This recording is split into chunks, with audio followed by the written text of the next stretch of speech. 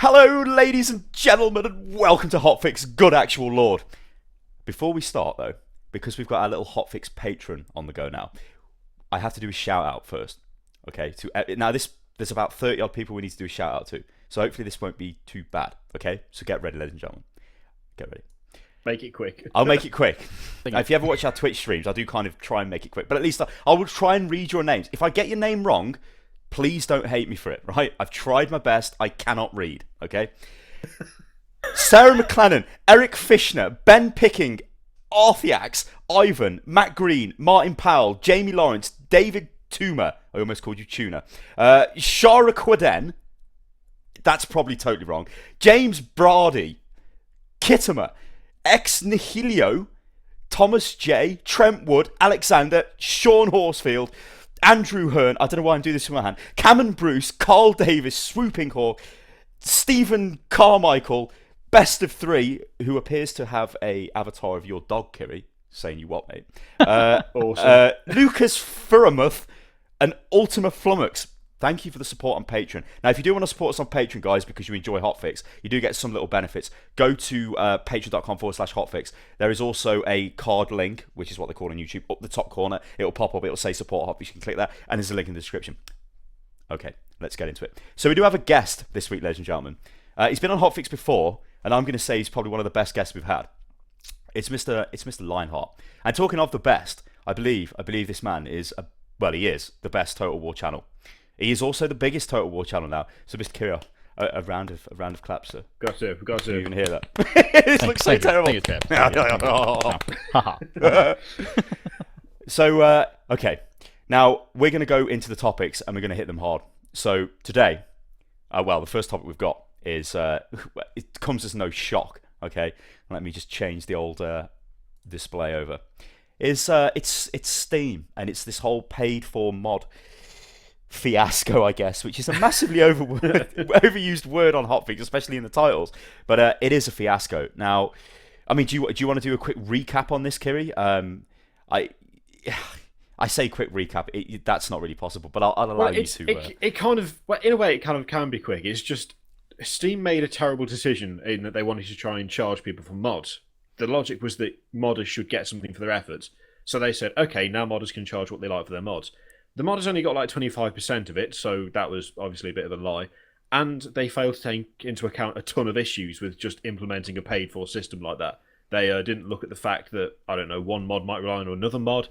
So mod A relies on mod B. Mod A wants to charge, mod B doesn't want to charge, so what do? They didn't really think about the fact as well that people could just take mods from elsewhere and upload them to the workshop and get paid for them, even though they didn't make them. All in all, they just didn't think about it at all. They just said to Bethesda, shall we charge for this stuff? They said yes, slapped a payment system in, and it was a collapse. Everyone complained. It cost them apparently a couple of $1 million or something in increased traffic or something to do with emails, Gabe. Yeah, according to Gabe, yeah. And then they removed it like 2 days later because it was so terrible. And that's pretty much the quickest overview you can give without going into specific circumstances. I mean, the timeline of it is essentially, it just came out of nowhere. It was like, okay, you can now sell mods for only Skyrim to begin with, but it's down to the publisher if they decide to actually activate this kind of revenue sharing thing with the modders on their specific game. But we're testing it with Skyrim, which is the most modded game there is. So, okay. A massive backlash hits the internet. I made a video on this, and I went into a lot of detail on how I thought the way they were going about it was really bad. Like, I think I like the idea behind it because it's kind of similar to like what all three of us do. We make content for people. We kind of use a game as a foundation that we haven't made to build our content on, which is very similar to modders, in my opinion. But how do we make our money? We're not selling our videos to people because that would not work. There's, we've got advertising, we've got other ways. I feel sorry if someone paid. You'd have to put like a little disclaimer. I'm so sorry if you've actually paid to watch this. The terms and conditions to be able to like pay to watch my stuff would just be so extensive. It'd just be like, I'm sorry. Yeah, I'm sorry. You could go the route of like a 1,000-page dossier on it, and then just right at the end, never let me use cavalry. That's it. Just don't even talk to me about Total War. I was streaming it, and this is going to be off topic, but I was streaming Total War Attila. I honestly didn't realise how complicated it was. because I'm that much of an idiot. I just thought, oh, yeah, it'd be fine, but no, it wasn't. So anyway, so after the internet goes crazy, because modding, especially on PC, is kind of like this holy sacred thing where it's always been free. You know, it's always part of PC gaming. You know, the Total War games are modded to hell. Everything's modded to hell, essentially. Keeps games going. You know, look at things like Brutal Doom. Awesome mod for Doom. I wouldn't play Doom again, but I played it with that mod, and it's ridiculous. Breathes new life into games. However, it went quite bad. So what did Gabe Newell do? Well, Gabe Newell went on to Reddit. Now, I've got his thing open here, of which he tried to do damage limitation. So he comes onto Reddit 3 days ago. Being the operative word, I think, and it wasn't. It was terrible damage limitation as well. Yeah. So he turns up and he says, on Thursday, I was flying back from LA. When I landed, I had 3,500 new messages. It looks like we did something to piss off the internet. Yesterday, I was distracted as I had to see my surgeon about the blister in my eye. But I got some background on the paid mod issue. So here I am, probably a day late, to make sure that if people are pissed off, they're at least pissed off for the right reasons. So throughout this, I mean, I don't know whether, Kiri, you've got any specific ones you want me to read off or anything, before I just do like a generalization of the way he was commenting. To be honest, I think doing a generalization is kind of the easiest, because the thing I noticed, the trend through that entire like MAA, however you want to like abbreviate that, is he didn't actually tackle any of the really difficult questions that people asked. He tackled stuff that was like, oh, do you not think this is like unfair, or do you not think that mods should remain free, or, you know, was there a specific reason you decided to do this? He tackled, like, I guess, the lightest of the questions, but he ignored anything to do with actual, like, specific problems with the system they'd implemented. It was damage control in a very lazy way, because he didn't actually address any concerns. He just kind of sat there and went, oh, well, you know, Bethesda thinks it's a good idea, we think it's a good idea. And that was kind of it, which is not sufficient for, like, what people were actually saying.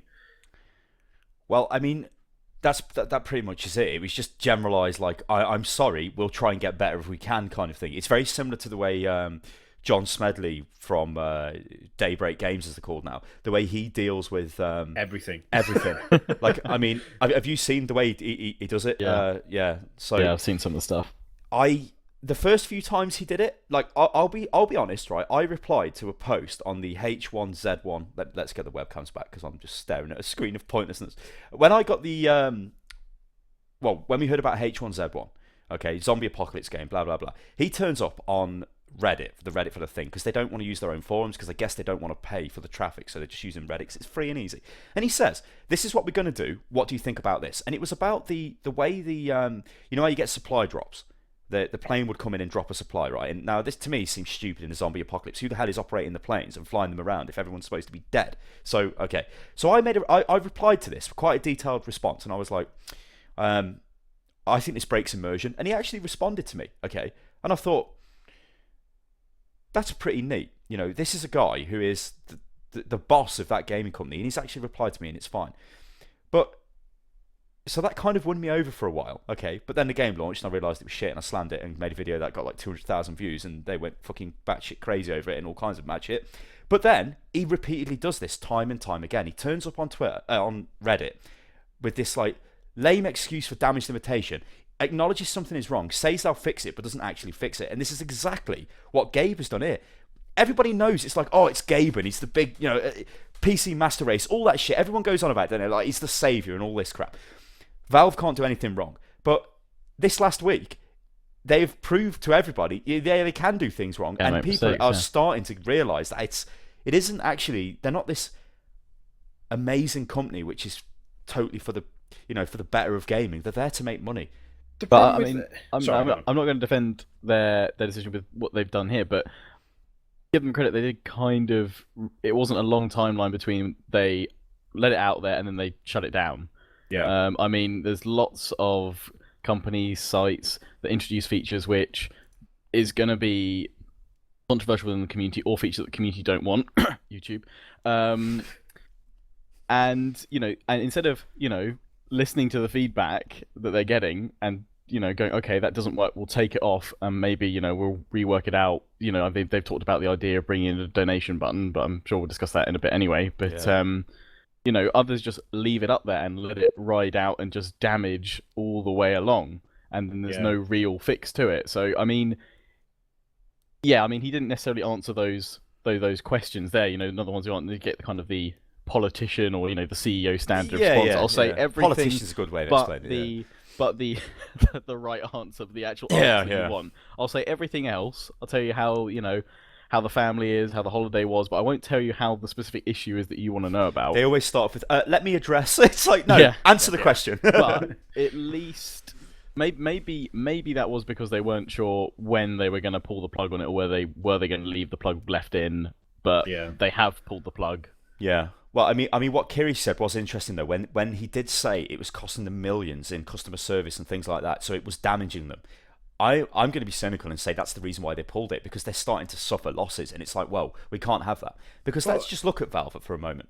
Well, I'll let you jump in, Kiri. But if you say what I'm about to say, I'm coming for you. The problem that I've got, right? The main problem I've got with this whole thing is that, they did fix it like quickly. They did, they had a massive community backlash. It obviously wasn't popular. There were clearly problems with it that they didn't consider, and so they pulled the plug. They just removed the system altogether, which on the one hand is good, but on the other hand, Valve are not they're not idiots. They're not new to this. They're not people who have never who don't have any experience in running like a digital platform like Steam. That's pretty much all they do now. So when you're introducing like a paid system for mods, especially where you've got that incredible grey area where like someone might make a mod that uses someone else's mod as a base, I mean, who gets credit for that when it comes to payment? Surely the guy who made the first mod that the second mod relies on should get a cut. But that wasn't even addressed in the system. That wasn't even it kind of was, but it was a really shit way they did it, because there was there was a fishing mod which relied on another mod pack for animations. I think it was. And the guy who made the underlying like animation pack or whatever it was, I mean, I may be getting this slightly wrong, but the gist is the same. But it'll make sense. So he didn't want to sell the mod pack, but the guy making the fishing section did. But it depended on the other mod. And he's like, I don't want to sell it, so they didn't go ahead and sell it. Now he could have probably done that, and there was a revenue sharing system. Well, there was supposedly a way they could share revenue between mod creators, but the fact that that's something that's inherent in modding, and the solution that Valve seemed to give was, oh well, they can sort it out between themselves. That's not a solution to anything. Come on, we're all friends here. We can be a community, and it's like, you do have a great community platform with Steam and everything you've got. Yeah. But at the end of the day, it reverts to a very childlike thing of he's got my toy, or he's using my toy with his other toy. That's still mine. And probably the biggest problem was that the fact that if you are going to share, how much do you share? I mean, if the modder's getting 25%, how much of that small amount is he really going to give? 5% tops, maybe? To the guy that he relied on to make that. Unless they're going to do, unless you're going to get some really civil chaps that are going to do 50-50 split on whatever they're getting. This is part of the problem. When money comes into it, nobody's civil. Everyone's just fucking all over the place. I mean, the example with the fishing. I hope you guys are going to send me the ad revenue for no. my third of this. Get off the video. Well, you can have all the ad revenue. Fuck it. But like, if you look at like the fishing mod is a good example, because that's something that actually resolved itself, quite cordially. The guy wasn't happy; he wasn't able to sell his mod, but he accepted it and he carried on. And he was like, "Okay, well, say that wasn't the case," and he was like, "No, I want to sell it." Well, what the hell happens then? There's no one to mediate it. That's going to be fun for the modder going to a lawyer, going, right. So I made this. It's called a modification for a game. Yeah. Right. It's Have you got an accountant, Lionheart? One of my friends is an accountant, so he handles. Okay. So you got away with this because I sat there and I'm trying to explain what the hell I do to this like 68-year-old geezer, and he's just staring at me like, he's just like, what? And I'm just like, yeah. Oh god. In the end, I still do my own accounts because I'm cheap. But whatever. Yeah. So, I think like, I mean, the point I was going to make is, even though like they have gone back and they've sort of got rid of the paid mods for the moment, right? What about Greenlight? I mean, when people say, like you even said it, Lionheart, and I was kind of gonna, I don't know where the example is, but there was a guy who responded to Gabe. Okay, it was like the top response for a while in that Ask Me Anything thread, where he was like, "Thanks, Gabe, for coming out and taking the rap for the company. You know, we really appreciate it." Which is stupid to me because he is the company anyway. He's like the image of the company. The only reason he's come out is to try and deflect some of the issues people were having with it. It's not like he's doing it out of the goodness of his own heart kind of thing. But like my point is, what about Greenlight? That is a shitfest. The game. I mean, Kiri, you do a series on videos from fucking that shit, don't you? Yeah. What the hell is going on there? Why isn't that been sorted? Like when that's something else where, on the one hand, I'm impressed that they essentially took responsibility and said, we got it wrong, we didn't look into it properly, therefore we've removed it. But at the same time, I sit down and look at Steam and I look at like the number of like complete, just utter shit games in early access that are still being sold on Steam. And I look at Greenlight and I see things like Bloodbath Caviga get through, which is just a bootleg Hotline Miami, right down to the mask mechanic, except they use memes, because, you know, memes are hilarious and that makes it different. And I think to myself, okay, so you've acknowledged that you screwed this up, and yet your entire system for deciding what game gets onto Steam for like smaller developers is that the community gets to decide what it is. But I don't want to be particularly harsh, but get a big enough group of people together and they will at some point turn into dribbling idiots, which explains how we get some absolutely terrible games through the Greenlight system. I guess from that though, with the paid mods thing is, none of that came out looking good. Whereas at least with Steam Greenlight, you do get some good games that come through. Yeah. You know, okay, they might be, you know, diamonds in the rough, but there is at least something positive come out of that. And obviously, that if they were gonna show that to say investors, they'd be like, here are the good ones that came through. They're not going to show you, you know, all the rest ones. So they've at least got something to show. Whereas I guess from this system, if they did want to show to investors or shareholders or whatever board meetings, they'd be like, yeah, none of it worked. We have nothing to really show you except 3,500 new messages that I got telling me that this was an awful system. Please remove it. So we did. I sometimes as well kind of wonder exactly how the Greenlight system is supposed to work when it comes to developers trying to get gamers on there for the first time. If you look at, like, for instance, look at Five Nights at Freddy's. That is on its fourth installment now, is on Greenlight. You can actually go to Greenlight and vote for the fourth one to be greenlit. Given the massive successes that the previous three have been, why is it that particular series, every single title has needed to be greenlit? Surely after a while you'd think it's... Is it just so that they can say, well, okay, admittedly, Bloodbath Caviga got through, which is a complete rip-off bootleg Russian version of Hotline Miami, which was still selling, even though it's like massive copyright infringement in some way it must be. But on the other hand, look at these really successful games, when really it's like, well, the guy's proved himself with the first two installments of Five Nights at Freddy's. Whether you like the game or not, they are undeniably successful. They've got a following, they've got a fan base. So why has he had to go through the Greenlight system every single time? Surely it's sufficient enough that he achieved with the first one, or indeed the first two if you want like repeat evidence. So is it just that certain things have to go through Greenlight so it makes the system look good? Because at this stage, when you look at it, the number of just like horrendous entries there are. In fact, let me bring it back up again. I just brought it back up for the guys watching the video, and like, there's just a load of anime dating sim things at the top of this, like No One But You, Sakura Beach, some other stuff. I mean, maybe they're okay. But like, I get what you're saying. You know, it's. I think what Lionheart said was right though, because when it first came out, it sort of empowered the community in a sense of like, if we really like a game, we can get behind this. And I think that's why it was kind of okay to begin with. Obviously now we know where this has gone, because we've got example after example. The Five Nights at Freddy's was a good example. Fuck off phone, I'm busy. And the I bet you know. Are you tweeting me, Kiri? You bastard. No, it wasn't me that time. I'll let you off then. I've lost my train of thought now. So Five Nights at Freddy's, Greenlight, Steam, Greenlight. Where was it going with First this? came out. Yeah, Empowering. Came out. Empowering. Come on, Kiri, not help me. I'm just waiting for you to. It'll come to me. It's this old age of mine I've got. You're younger than me. You so, I know I've totally lost it. This is bad. So it started out well with empowerment, but now it's shifting. Is that what you were going for? So there's like an increase of titles. No, hang on. I know it's come back to me. So talking about the abuse of it, like, so it started out well and that's fine. But when you look at things like Five Nights at Freddy's, like you said, but then you've got other examples like the Yogscast Yog Ventures game. That is an example of using the word abuse might be a bit harsh, but they used their fan base to get their game greenlit, to get it on Steam, guaranteed, because they could do that. And that is like abuse of the system. That is like somebody could effectively pay an entity of that size to force their product through greenlight, because if they promote it, it's going to get forced through greenlight. So that is a bit dodgy. But what I want to read off now is what they actually said in removing the Steam paid for mods. So this is the official response from Alden. So he says, removing payment feature from Skyrim Workshop. We're going to remove the payment feature from the Skyrim Workshop. For anyone who spent money on a mod, we'll be refunding you the complete amount. We talked to the team at Bethesda and they said they agree. We've done this because it's clear we didn't understand exactly what we were doing.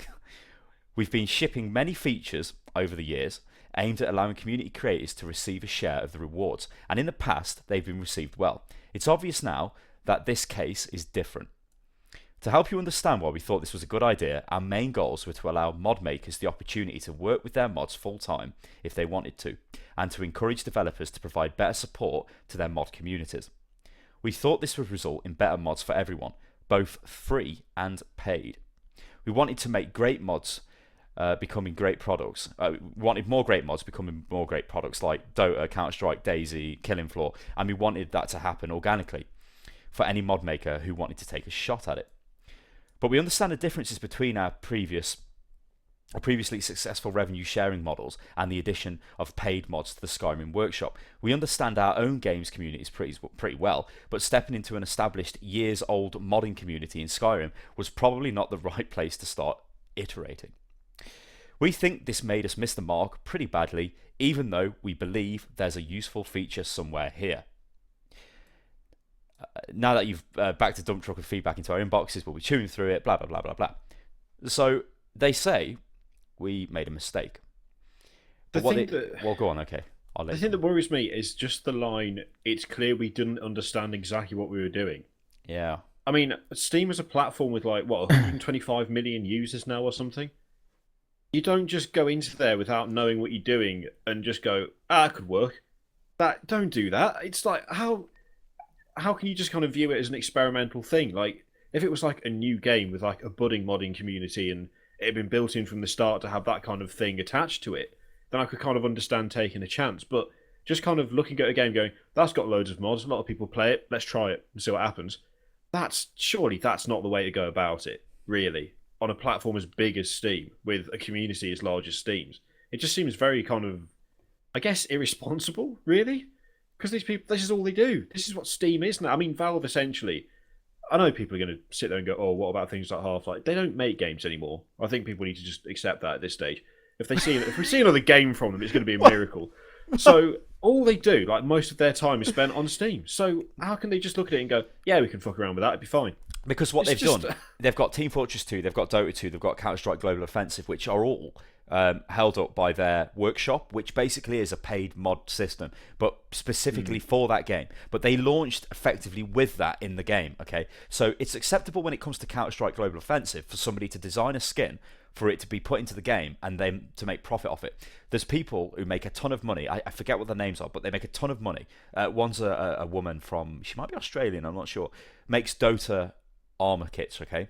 Oh, so, yeah. She wrote an article about that. Yeah, she makes a ton of money off that, but they're really good what she does. And she was basically a game designer. You know, she worked designing graphics and such for games and models for games, but realised she could make a ton more money doing what she enjoyed, which was just being creative for Dota 2. And I think they have come at it with the best of intentions and gone, this would be good. But then when they've come to the monetization of this, they've gone, let's try and make money. Yeah. But like deeper problems, I think, are... I went into this in massive detail on the video I made on the channel, but I'll just do a quick recap. But why did they pick Skyrim? Now, again, you could be very cynical about this and say, well, Skyrim has had massive sales year on year because it's got a massive free mod community, okay? So every year it sells shitloads of content. You've got people who buy this on their consoles, but then also buy it on the PC because they want the modded experience, okay? Now, it's just a fact, that is. But that game's been out for years. Now, if that game came out of the gate and was like, mods are behind a paywall, would it have been as successful? Would Bethesda have gone, yeah, okay, let's monetize the mods? Probably not at that point. Now they can say that because I've had like 5 years or whatever it is of, well, I think it's 4 years, is it Skyrim? Is it 2011 Skyrim? I think it might be. Something like that. But they've had like 4 while. years of the impact of the mod community getting massive, and they've got loads of sales. So I think it was like an ideal test candidate because it's already made a shitload of money. I mean, it's made billions for Bethesda. So like, and then you could say, well, what happens if a game came out and had paid modding straight away? How would that be? How would that have impacted on it? But Skyrim was definitely the biggest mod community, and the fallout which resulted from the way they implemented it, I think, has told them not to do that again. I think that's the issue, though. It's the biggest modding community, which on the one hand makes it the most attractive one to try it on, but on the other hand, as you say, the game's been out. In fact, I've got the release date here. It's like November 11th, 2011. So it's taken like all of that time. Modders have been making mods for that game. The community's been building up around that game. The modders have been like working together, and they've formed their own community around just building stuff to make that game better. You can't just go to something that's that established and just go, this is all different, off you go. It's like, it doesn't work like that. There's got to be some sort of gradual increase of features. There's got to be some way of, I guess, easing people into it. Because if it started with like a donation button and then maybe moved on from there for certain specific things, like maybe if a certain mod is popular enough, they have the option to do it. Something like that, some sort of incremental thing. Don't just go kind of, well, this has worked perfectly well for the last 4 years, but now we're changing it. Off you go, enjoy yourselves. It's not going to work because, as happened, there's just going to be a massive backlash of people going, why the hell have you done this? Like, what was wrong with the system before? You're just doing it for money. And they can sit there and say, oh, well, we want to make modders be able to make a living off it all they like. But you can't change something that severely and expect people to just go, clearly you've got our best interests at heart. When they've already been doing it for 4 years. It's just like, well, you're going to pay me for the 4 years that I made these awesome mods which produce you this many sales, Yeah. And of course, again, off that as well is the revenue share that Bethesda get. It's like, what the hell? We're driving sales of your game that you want to take money off us as well. Would something in that case work better if they were going to do it from the start? Be if you're going to buy a game through a digital platform or something like that, have almost like a referral code from the mod or something like that, if that's what you're interested in, that gives a small kickback because you're buying it because you want to put that mod on it or something. That's a good idea. That's a better way, surely, to support your modding community. Then Bethesda still get the sale, but you can give them a percentage of that. The main reason being, I'm kind of surprised when we're talking about obviously which game would kind of work with this out the gate. Almost kind of interesting to think what Rockstar might have done with, say, GTA 5 on PC, because a lot of people that are buying it from... Okay, obviously there's the 60 FPS element, which, is fantastic, but a lot of people are like, I want Iron Man and Hulk running around... I want Iron Man, yeah. GTA, Okay, I don't know how big I know the modding community is definitely there for, like, GTA, but I don't know how expansive it is. I know there's, like, a fair few kind of major mods and lots of added little bits, but not as huge as Skyrim. Well, I think this kind of does come into it's like the whole platform specific mod thing, where on Steam they've got the very good workshop integration, so it's very easy. I mean, to install a mod on Steam, you just click a button and it's just that's it. It's like in your game. Anyone can do that. To install a mod for like GTA 4 in the past, it was a right piss about. To install mods from other places like Nexus mods for like Skyrim, you're having to like unpack stuff and load them in, and like, okay, that might be easy for us to do, but for people who might want to get interested into mods, it can be very difficult to them. It's not very user friendly. What's the same experience you get with older Total War titles before they added in Steam Workshop support? Which actually I've just seen it come off the feed. They've just added in Workshops support today and modding tools for Total War Attila. So that'll be interesting to see what sort of stuff that starts to produce. But I mean, that is for Rome 2 and Attila, being able to just click on it, subscribe, it downloads, and you just enable it in the mod manager, the mod launcher, before you play your game. It's so easy. And I mean, for multiplayer, just disabling the mod, play the game, it's so easy to get rid of those mods so that you can play with other people. But like, when I say platform specific, I mean, we know that Steam does have the best mod platform at the moment, and it's free. Now, it obviously was going to be paid. But there's an interesting post, in fact I'll find this, off the guy who owns Nexus, and he asks Gabe directly what the hell he plans to do in regards to this. So, didn't you also mention there was communication, or at least someone had reached out to him about some sort of collaboration, I think it was, because I'm fairly sure I read that comment as well. Well, it's the DRMification comment I'm going to go for. Oh, yeah. So I'm going to read this off, guys. I'll show it. Okay, so this is, he says, "Hey, Gabe, Robin, owner of Nexus Mods here." Or maybe I should highlight it so you guys can see what I'm reading. "Sorry to hear about the issue with your eye. Can you make a pledge that Valve are going to do everything to prevent and never allow the DRMification, it's an amazing word, of modding, either by Valve or developers using Steam's tools, and to prevent the concept of mods only being allowed to be uploaded to the Steam Workshop and nowhere else, like ModDB, Nexus, etc.? Now, Gabe responded to this, and he says, "Hi, Robin. In general, we are pretty reluctant to tell any developer that they have to do something or they can't do something. It just goes against our philosophy. With that caveat, we are happy to tell developers that we think they are being dumb and will sometimes help them reflect on it a bit. In the case of Nexus, we'd be happy to work with you to figure out how we can do a better job of supporting you. Clearly, you are providing a valuable service to the community. Have you been talking to anyone at Valve?" I mean, to be honest, I'm not going to read the rest of it off because that kind of highlights what I wanted anyway. So, the DRMification of mods. Steam is DRM. And if mods, I mean, whatever the best platform is where people are going to put their mods, okay? As we said, Steam is the best platform for that, just how easy it is to use. People are going to start ploughing their mods onto that. Then if you say you can sell your mod on that, people no longer use ModDB. They no longer use Nexus because they're trying to make money off their mods. And that was a bad point. But obviously that's no longer the case because they've got rid of the paid mods thing. And I think this leads us well into how could they have actually done this better. And I like what you said, Lionheart, with the referral system. Yeah. I think the only problem with that would be you'd already have the game. Yes, it's true. Yeah, and unless it's like one of those things, because you can't even go. It can't be like after 10 hours they can't be like pop up saying if you've been playing this because of a mod, feel free to put your code in here and we'll gladly give some. It's like no company's going to be that nice. And stuff like if it pops up and it's from the actual company themselves as well, a lot of users will just kind of go, "What?" And it'll just be a case of get rid of that. The only way you'd be able to do it is if obviously you're watching, say, a YouTube video and go, "Oh my god, that mod's awesome. What game is that for?" "Oh, it's Skyrim. Okay, I'll go buy Skyrim because I've seen this awesome mod that I want to try out." I mean, you have to do it before, but there's no system to say, it's not like take a survey after 15 hours of gameplay. Why are you still playing Skyrim? Is it the great story, the amazing amount of graphics we put in, or is it a fantastic mod? If so, put in your referral link. It wouldn't get enough people using it to make it viable.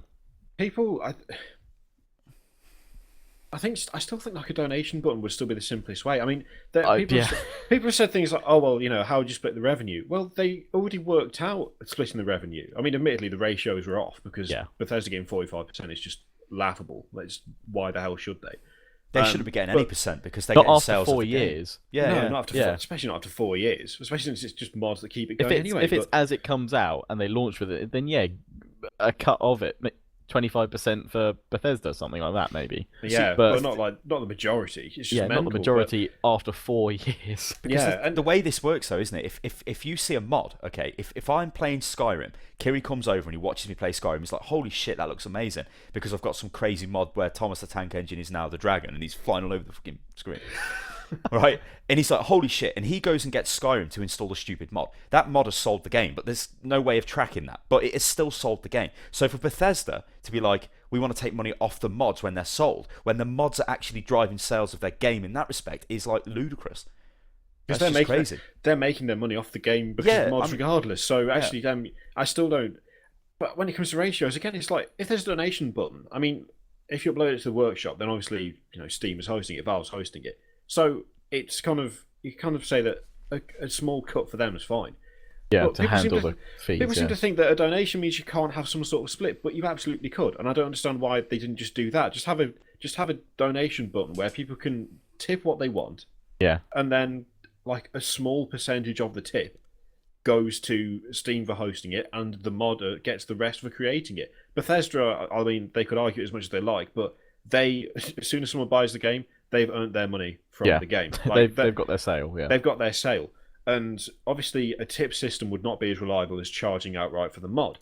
But as anyone who's watched or done any kind of streaming knows, there are people who will tip for something they enjoy. So if, say, you've played Skyrim for 2 hours and you're sick of the terrible UI, and then you go to the workshop and you find Sky UI and you're like, okay, well, this is obviously miles better, which it is, and you download it and it improves your game experience, there will be people who go, that's really improved my game. And they'll go and they'll tip $1 or they tip $5, or there'll be some mental who's got $100 to burn and he'll just throw it at someone. There's still no reason why that couldn't be split into a ratio. It's not like that's an impossible system. And I mean, especially if you download a collection of mods and then you then up like playing the whole main story or something like that, or you play like 150 hours and you can come back and go, here's $25 each, for these modders that have far exceeded what Bethesda did in engaging me with the game. These mods engage me with the game, with the product, and I'm in me as a person that uses those mods, I'm in a situation where I can financially afford to say thank you very much to these modders by giving them a tip or a donation. But it's not for everyone, because not everyone is going to be able to want to pay for mods or be able to afford to pay or donate a reasonable amount that they would like to do. But if you want to, the option is there. Yeah. I mean, like that's again is good, because their initial way of doing this was you had a 24-hour period where you could get a refund for the mod. Now, if you bought a mod, okay, for a kind of, let's say £3, you bought a mod for, okay, after the 24-hour period, you may buy other mods, which then may cause that mod to stop working. And then you've gone past the period of getting a refund, which is stupid. Yeah. And that's like bad. I mean, I think, going back to what you said with the, like, if you play the mod for hundreds of hours, then you think, you know what, I've really enjoyed this, have some cash. That's the best way of doing it. Because this is a very fancy phrase I came up with, but a mod is like a creative, adaptive work of an existing piece of work, effectively. They make something which adapts the original work in a way whichever they see fit. That is exactly what we kind of do. We just take a game and make a video of the game. I mean, a Let's Play on YouTube is you're taking, well, I mean, use Total War, for example. You're taking Total War and you're providing your own story. You're adapting what they've given you to engage viewers, And you don't say, that'll be £3 to watch the video. No, nobody says that on YouTube, because it would be crazy, So, if anything, please don't use AdBlock. Well, AdBlock again, like AdBlock is another thing. It's, oh god, I'm not talking about AdBlock. Screw that. But like, people will support us on Patreon. People will become subscribers on your Twitch channel. People will become things like that for YouTubers because they appreciate the entertainment they've got. I ask our patrons, because we've got two patrons. We've got a Unit Lost main patron, so you can support us if you just like Unit Lost. And then there's one for HOTFIX, which we've recently started. And I asked them on the main patron, I said, why do you support us? And it'll be responses like, I've watched the channel for 2 years, and I thought it's about time I gave you something for all the entertainment you've given us. Yeah. And it's exactly the same for a mod that overhauls a game that you play for hundreds of hours. It's exactly the same. And I don't know, I just do not understand how Valve could not make that connect and were, let's just charge for it, which... I had very similar, since I did an Indiegogo campaign a year or so ago when I was looking to do a big overhaul of my PC. It was when I was really trying to push, attempting to do YouTube full time, and I was like, right, well, I've just finished university, yay, student debts and loans and all that stuff. Okay, YouTube's keeping me going each month, but it's not enough right now when I'm trying to save up for stuff and to move out and pay for things. To upgrade and overhaul my PC, like get a nice new microphone, boom arm, make it all sound better, because I want to be entertaining you guys, 7 days a week sort of thing. And the comments and feedback, that I got with that, and okay, a small percentage of people that donated, but it was fine, because all the comments were like, we've been enjoying all your content for free for years. Definitely have some stuff. Have £20, £10 or £5, pound, whatever. You deserve it because you've entertained us. You've kept us going, or the number of ones I've had, like your entertainment's made me smile when I've had a really tough day or something like that. Oh yeah, yes, they are stuff really... like that. Constantly. You know what? I've got quite a good story about that. There was a massive email I got. It was over a year ago. It was from I forget the name, so I apologise if you're watching this. Then amazing. But it was two brothers that had fell out, and one of them, well, they both watched Unit Lost, but they didn't know. But they'd fell out with each other, and the one was like, he wrote this massive. I think he was in the army or something. I don't know whether. I think he might have been American. I'm not sure though. But he wrote this big message to me and was like, I'd fallen out with my brother. I'd moved away to the army. We were trying to get back in I tried to speak to him, but we couldn't. But then when they eventually met each other again, their talking point was the fact that they'd both watched our videos, just like, this is quite good. I mean, the other day I had a bloke sending me messages on Twitter saying, I just want to say thanks for the videos you're making. I'm having a bad day, but now I'm feeling great. And it's like, when you get messages like that, it's like, well, you're doing something good. If it's like, you were having a bad day, but our videos helped you make you feel better. Well, that comment has made me have a fantastic day because it's so worth it just for that. It really is. I mean, I've had a couple of people email me sort of saying, that they've had really bad depression, they've had, some really bad thoughts and gone some really dark places, but just the fact there was kind of videos where they could go and watch and kind of just listen and enjoy the content, that got them through some really dark stuff. And it's just like, wow, that's powerful stuff. And I mean, if a mod engages you and takes you away to a place away from a bad day, a crappy week, relationships going wrong or what have you, then it's nice to have that option to say thank you. And if I can financially support you here, I'm with you guys. I can't understand why, at least with this whole pay for mods, there wasn't here's a donation button as well, because you can either if you don't think that's fair, donate what you can, sort of thing. It's kind of like the humble bundle, where it's like, here's a suggested one, but donate what you can. And that's another good example. I mean, that Valve will know about the humble bundle because the sales off it are massive. It'd be like, okay, how does this work? Well, there's just a series of sliders. You can choose to pay nothing, effectively, like bare minimum.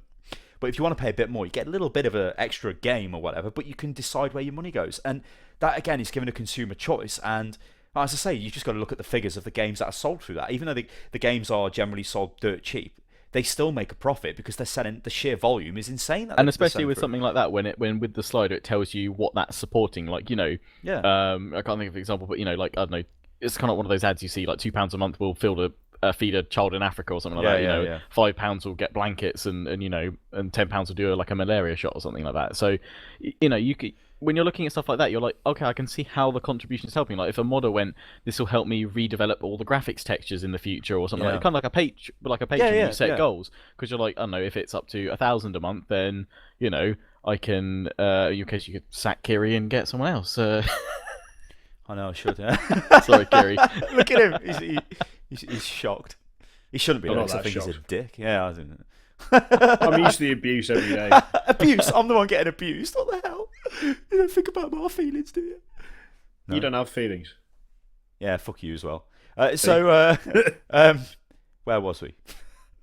The donation button. I mean, donation, I think... Haven't they said that they are going to implement a donation button like really soon to like kind of go, let's see how that goes, and sorry. And they said, what they said was they're going to implement it, and it's going to be like that you can set whatever you want it to be, like set your own price. So I don't think it's exactly going to be a donation button, like you can click it and go, I like what you like. It's going to be the modder set the price, and that's kind of what he's going to get. But he could set it to 0 if he likes, because then it's free. But then of course the problem is, if a mod is like, well, I can make money off this, it all gets different. But that is the different thing again with mods. If you start paying for a mod, then you expect a certain level of professionalism of that mod. Yeah. How many mods have you? Literally every mod. Okay, this might be a massive blanket statement, but I'll say most mods, not every mod. They have something wrong with them, right? There'll be something dodgy, something iffy. It's not going to be perfect because a lot of them do quite a lot of work. I mean, especially in Skyrim sense, there's one which changes all the trees. Okay, well, it will put trees in crazy positions sometimes where they shouldn't be, and it's like, well, a tree shouldn't be there. But it's fine because it's a mod and I've downloaded it for free. But if you paid for that mod and you're walking around, there's a fucking tree in the middle of that other tree in the middle of it or something. It's like, what the hell is this? Suddenly your view changes of that mod. Then it's like, well, I've paid for this. You become angry. Like it's always going to be a tough thing, as you say, because when you start paying for something, then you kind of expect a level of quality. But then, unless it's getting to the point where the modder's earning enough to do it full time, they can't possibly invest the time to correct those sorts of things. So it's kind of, is this ever going to really work? Probably not, just because unless you can get, a modder, I don't know, plays the stock market in their spare time at lunch and earns, 20 grand a day, and then goes, oh, I've done. I have obviously no understanding how it works. It's just fantasy land here. Just like, oh yeah, I've earned 20 grand a day. I've earned 200 quid today. I can stop. I've got 8 hours of the day I've got completely free now. Before I don't know, I go bathe in a pool of gold. I'm gonna mod. That'd be painful, wouldn't it? It'd have to be melted, wouldn't it? Jesus melted Christ. like slightly bubbly, you know, just like hell. like that girl from Goldfinger. Hello. But yeah, I don't. Is it? Maybe that's the question. Really, we should be asking is will it ever work to a point where probably consumer and mod creator are happy? Because it's probably not. Yeah, but listen, we're the same. But what's the difference? We got adverts. They don't have adverts. But we're driven by people watching videos, or we were. Okay, to show them ads. Okay, that's how we got paid. That's how we got our pittance to carry on doing what we're doing. The modders are making the thing which you are then going to play, but there's no way of. I mean, I don't believe you could show them an advert, right? Oh God, who is making money off mods? Get crazy. Well, no, that's the guy from. Well, hang on a sec. The guy from Nexus, the people who own ModDB, they're making money off the mods because they're displaying adverts on their site. So when you go to download, okay, now obviously it's paying for like the servers. You know, they're going to be pushing a lot of bandwidth if you download loads of mods off them all the time. So I don't know how much they're making, but they're going to be making money. The people providing the mods, not so much, because they're just doing it as like a, you know, it's a love affair with gaming. Isn't it? It's like, oh, I've made a mod sort of thing. But could you show them mods? We've all played mobile games. A website and a game. Have you ever said I've been so immersed in that website? Well, that's the thing. But what I wanted to say is mobile games. They're free. Yeah, that's true. And they pop an ad in the middle of the game, and it's like, suddenly would that be it wouldn't be. It would not be acceptable if that popped up in your... It's way too late. Like again, with the whole you can't release this 4 years into Skyrim's being out. You'd have had to have done this back, you know, in the 80s, 90s when, you know, gaming started to go. You'd have to, you know, add interval halfway through your gaming experience. That's the thing. It's culturally accepted now that modding is essentially free. People don't do it because they want pain. They do it because they're passionate about something, or because they're playing the game and they think that they could do that better in the case of things like Sky UI. So you can't just take... I mean, that's why really the only thing that would work, at least at the moment, until attitudes start to change or until other systems are introduced slowly and gradually, you know, like year on year, building it up. That's why only really donations would work at the moment, like tipping the modder, because the whole culture is built around you are doing this not because you want to particularly get something out of it, but because you want to improve a game you like. And that's a donation covers you enough to sort of say you're not paying for this, so you can't expect, you know, like a 100% polished product because I'm doing this in my spare time. You're tipping to appreciate what I've done in my spare time for you to enjoy the game further or whatever. Yeah. So, yeah, I mean, I've never gone into, you know, downloading a mod and gone, I expect this to be flawless. Most of the time, I'm happy if it just installs and I can load up the you know, the sodding game it's meant to be on, and I'll you know, then I'll get into it. So there's definitely, I think for you know, 99% of gamers will go mod. Yeah, it's not going to be perfect, but with a donation or tip button, at least you could go, come back. As you know, as originally said, I've had loads of hours of fun on this. I will tip you £10 because I've really had great fun with this and it's been a really good gaming experience.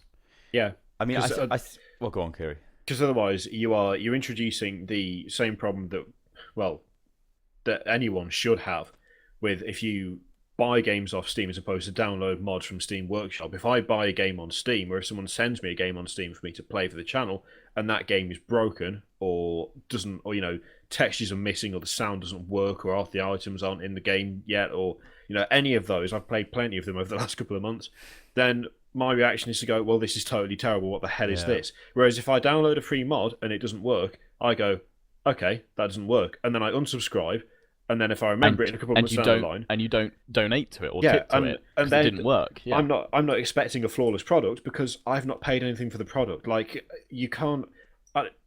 When I say you can't complain because something's free, in some cases it's like, if something's completely knackered, like if it's an original thing, like say a free-to-play game that you download and it's expected that at some point you will invest money into it because, you know, that's how they make it through cosmetic items or what have you. Then stuff, you can then say, well, okay, this game might be free to play, but it's still kind of buggy and they still need to fix it. In terms of mods, that's not a professional creating the mod. You know, they're not 9 times out of 10. It is not a game developer who sat there and going, I'm going to mod Skyrim instead of making my own Yeah. game. I mean, you're more inclined to give feedback rather than harsh criticism because Exactly. you want the mod to improve, and you want to help the poor guy that spent 50 hours trying to make it work. It's a voluntary effort made by someone with a passion for the project, as opposed to a professional effort done by someone attempting to sell a product. So if it doesn't work, it's like, okay, well, that doesn't work. As soon as you introduce like compulsory monetary exchange for that, then you muddy the waters too badly. I mean, I've had a lot of people on my videos lately sort of wanting me to kind of share my thoughts and opinions on this, and I'll be linking them to this hotfix. But I mean, that's mainly because Total War, especially with the mod workshops now, it is so easy for people to just install, even big overhauls and things like that. And if people are saying they were agreeing with the fact that Skyrim was chosen for this as a platform to have its mods on it, Total War would be a perfectly if they were going to do like a next round of games that they would bring into supporting this, I'm pretty sure Total War would be among it at some point because it has that extensive mod background. And I mean, there's guys that have made like Third Age conversion mods and stuff like that for the older games, which obviously don't have Steam Workshop support and things like that. But I mean, they've spent 7 or 8 years and they're still updating it now and they're still working on it now. And it's just thinking it's got to be done right, because otherwise just get the community almost not turning against modders and mods, but just the whole integration that you've currently got with Steam. And it'd be a shame because it's a great place to discover, some of these mods, and there's such great talent of modders. It would be awful for this to somehow impact and, increase the amount of modding that's done for some of these games. Yeah. So definitely. The interesting thing you said, Kiri, about the professionalism of the mods, like what Valve were trying to do was entice people who are professionals or who will make a product who maybe wouldn't have made a mod before. And notice I'm calling it a product as well now, because they will get paid for it. Because at the moment, the people who are making the mods are just doing it out of passion for the, they're not interested in the money. If they, they're just not. They never knew mods would be sold through Steam, or they were just making the mods. And you only have a certain number of like really high quality mods, like complete over. I mean, you've got the ice whatever mod for GTA 4, which is like makes it look insane. And there's a number of those mods across a few different games. But through them trying to charge for mods, I think they were trying to stimulate a market there, or growth in a market, to attract people in, just as like what they've done with their the Dota workshop and the Counter-Strike Global Offensive, where people suddenly do give up their day jobs and become a mod creator. Can I even call an item creator? Let's call it. It's not really a mod, is it? What they did before. I think that's what they were trying to do. So when you read behind the lines, at least in my opinion, you can kind of see they were trying to do something good. They're trying to turn it. They're trying to turn it into basically another business, professional side of the gaming industry. But the issue is that at the moment, like you have to introduce that gradually, and there has to be standards as well. It's like when you look at the stuff like Counter-Strike and Dota and Team Fortress and all that. Yeah, people can make stuff and put it in the workshop, but isn't there some sort of quality control on there? Like, I don't think you could just take like a random untextured piece of crap armor and throw it on there. No. But was that present for Skyrim? No, because I didn't see anything. Anyone I could didn't just see charge that anything. And somebody charged $100 for a massive horse cock and bollocks. Yeah, and that was like that was bad. And there's also the fact that, you've got these people who were taking mods off like Nexus and ModDB and uploading them and then charging for them.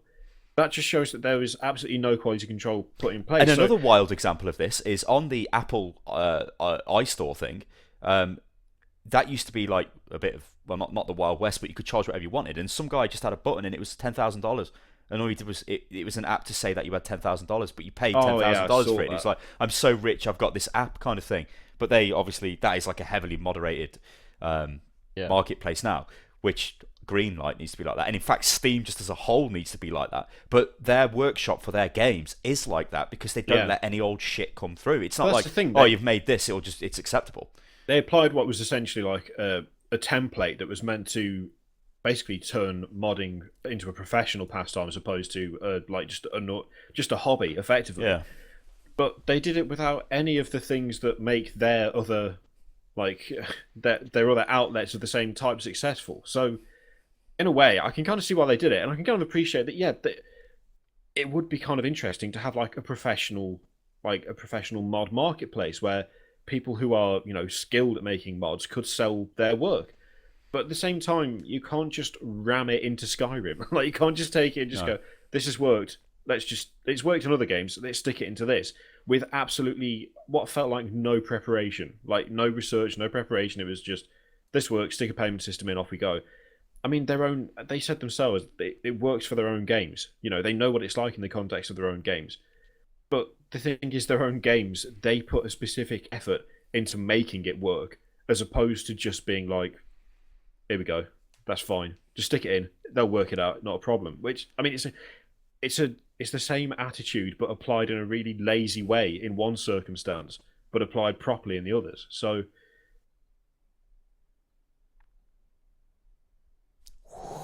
yeah. So, do you want to say anything else on this? Because we could go on some different topics if you like, but any last words on it? Let's say any words? No. It's going to be interesting to see. Well, what game gets hit next with it? Yeah. What is the next guinea pig to experiment with? Who will dare? Who will? Please, I don't. Please don't go to Total War. Oh God! Not yet. It's still recovering from other things. Yeah. It needs time. It needs time, and well, I mean, at least I don't have to worry about it with Warhammer because there's no modding. Mod tool's going to be supported for that, so it'll be what up to... shock! What a fucking shock! That is. A Games Workshop IP with no modding support, surely not. Although I should say that is different from no mods to no mod support. There's just going to be no tools basically, and I doubt there'll be a Steam Workshop. But I mean, one of the websites that I went to for years and years was something called Total War Center, and that is a home ground for modding for Total War games. So I'm sure that will just take off with mods. For Warhammer when it comes out. There'll be people making custom unit stuff because you can do all that without the tools that Creative Assembly give you. So there'll be mods. It's just thankfully you won't have to worry about Warhammer being experimented on with a payment system because Games Workshop won't allow it basically. Well, they might. Hopefully. They might be like, yeah, we'll go for this. No. And, no. What we'll do is we'll back off. You notice we haven't got certain races in the game, but we're going to sell them as mods and not as DLC because we're crazy. Because DLC will be something else, and I don't. Yeah, trying to make DLC seem attractive again by calling it a mod. Yeah. Don't give them ideas. Don't Shut do up. it. DLM. Download mod. DLM. Don't copyright that now. DLM. I'm going to copyright DRMification as well because that sounds amazing. Okay, let's go on to another subject. Okay, let's do. Well, Mr. Kirov, what do you want to do? Do you want to do the fact Silent Hill's gone, or you want to talk about the old? It's that time of year again. It's Call of Duty time. I reckon. Well, let's go Silent Hills because that's kind of interesting. Okay. I mean, it's weird as well as interesting. Okay, so Silent Hill has been cancelled. Now, Kojima Productions. Now everyone knows who he is because he's the big man behind Metal Gear Solid, and he was behind this as well with Del Toro. He's having a bit of trouble. Konami, and he sort of doesn't have a job anymore.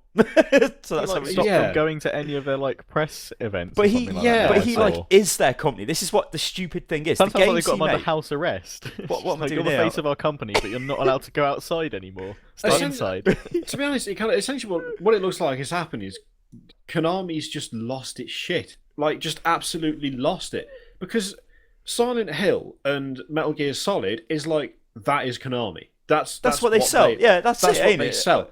Name me another game that was published by Konami right now. Hang on, let me just Google it. I'm trying to think of them. Don't they also do curtains? PES! Shit, Pro Evo. I used to play that. Pro Evo Soccer. Yeah, you had to Google it though, didn't you? No, you had to Google it. No. I'd have had to Google what to remind myself of PES. You Google it. This is the thing. They're still do. going. Yeah. That death. No, it's still there, but I don't think it's still trying to compete with FIFA. Yeah, I don't think it can. But Because they don't have the license for the players, so the teams have got like stupid names like Man United's Man Red and shit like that. Seriously, that's awful. What's the point? But this is the thing, right? Konami, they absolutely throw their budget at like Metal Gear Solid and Silent Hill, and if you've got an MGS game or Silent Hill game coming out, that it will be plastered everywhere. It will receive more marketing dollars than you could possibly imagine. And that's what they do. They've got their two main franchises, and they throw money at them hand over fist. And every other game is just like kind of, oh yeah, by the way, we there's this thing we're publishing as well. Like they'll whisper, they'll go up to someone in the street and just go, "We're publishing another game," and then they'll just walk off. And that's their marketing solution. Because you really don't care about it, but you probably should still buy it. Yeah, that's all their marketing for every other game that they do. So how the hell they've gone from that to essentially, I mean, have they killed Kojima? I don't know. He's just disappeared. What is the reason for the cancellation? They just said they haven't said. No, there's supposed to be an internal power struggle with him. I think he realised he was like his Kojima Productions. It was like what was keeping their company going, and I think he probably wanted more cash or some sort, because it's Japanese, isn't it? They're all about the corporate thing, aren't they? So he probably wanted like some super high level, I'm on par with the CEO kind of position, because I'm the guy making you all the money effectively, and they've told him no. So he's like, you what? And then there's been a breakdown. That's like speculation, but I think that's what's happened. Konami themselves are being almost completely silent about it. Like they're just keeping their lips completely sealed. So Kojima's name has been taken off Metal Gear Solid 5, which is mental. Because... Well, let me read the quote off. So they actually revealed this to GameSpot. Okay, so Konami's committed to new Silent Hill titles. However, the embryonic Silent Hills project developed with Del Toro and with the likeness of Norman Reedus from fucking The Walking Dead will not be continued. That's basically it. That's what they say. It will not be continued. So essentially, they're going to scrap the game that he was working on, and then start a new one with none of the assets, so that he can't grab anything from it. I think they've already acquired the name of it. Have you played PT on the PS4? No, I haven't. Oh my god, I don't know if it's still available for download. Have you played it, Kiri? No. I watched it on video, and I was I'm not touching that ever. It was a massive, like, I don't know why it was called PT. I'm sure somebody will tell me in the comments. Wasn't it something it's teaser? All like, I don't playable know. teaser. That was it. It was short for playable teaser. Yeah, it's like whatever, mental. But that game, that like playable teaser, well, let's call it PT, was like, I don't care about horror games. I'm just like, I don't give a shit. Like things like wait, hang on, was that the one where you were going down a house and it was going in a circle? Oh yeah, I remember watching some friends. Yeah. I saw that scared the shit out of me. Yeah, it's very like I was not cerebral. This is my favorite word now. It's very like sort of like intellectual horror. It's like it's slightly disturbing, and then it gets a little bit more disturbing, and you're like, did I just see that? It's like that kind of horror. It's not like then a door closes and you'll just shit yourself. Yeah, but it's like down the corridor, and you're like, what the hell is that? And the sound it was really good, and I was like, holy shit. I remember. I do remember checking that out or watching like a YouTube video of someone going through it, and I was just like, this is terrifying. I remember the one bit where the pictures are like you'd have to find like a clue each time you walked around, and it sort of restart. Yeah. And then like one section you got to, the pictures on the wall would just like turn into eyes that would just stare at you as you walked past. It's like, what the hell? It's like and you didn't know when you'd go around and start again what the level of lighting would be like. If it would be like almost pitch black, or up again, you'd be like, or you just see that one thing. The worst thing was when you went around, you couldn't see anything had changed, and then at the last minute you noticed just a little thing with a little hand at the bathroom door or something like that, and then it would go away, and you'd or like the phone would just ring, and like you'd try and answer the phone, and it'd be like, and then you'd look up from it. I hate that when you're like, don't just focus the camera at the phone. There's going to be people coming for you. Look around you. Why is no one like wall to wall? Check. And there's like there was a bit as well by the front door where you walk through, and there's like a balcony above, and like if you looked up, you'd see like the silhouette of somebody, but then it disappeared, and you'd like, what was going on? Then you'd hear a noise, and you'd be like, Jesus Christ. That was the one with no, I did play a bit of this, thinking about it, because I'm sure, isn't there a bit with the fridge hanging down, like it's in the like hallway, swinging, and it's like full of blood. I turned the game off at that point. I was like, somebody in it crying. There's like a baby in the fridge crying. The fridge is like swinging about, and I was like, and then somebody's like suddenly out of nowhere, it's like, I got to the fridge, it was swinging about, there was a horrible noise, there was blood dripping from it, and I immediately thought to myself, that fridge door's going to open. And at that point, I literally just reached over and just turned the PlayStation off, and I was like, no. Spoiler though, it doesn't open, but it's just there. Like the noise, like even like with the fridge, the noise of the chains swaying backwards and forward, the noise that the fridge makes when it's on, and it like it's unsettling. It was just suicidal. That's the thing. It's like really unsettling. Yeah, it was really good though. I would have bought that all day of the week. I would have been, holy shit, I'm waiting for this Silent Hill game. If that's what the game's like, fuck me, it's going to be amazing. So why the hell are they Well, this is the thing. This is why I'm just assuming that, like, it's not just power struggles. Someone in a position of authority at Konami is just, they've lost it. Like, they've absolutely lost it. They had a massively successful campaign for Silent Hills with PT. Yeah. It was everywhere. Everyone was like, "Holy shit, have you played PT?" And it had all like crazy, like fucking like what do you call them? When it's like a, oh god, they're called something where it's like a puzzle, like a visual puzzle.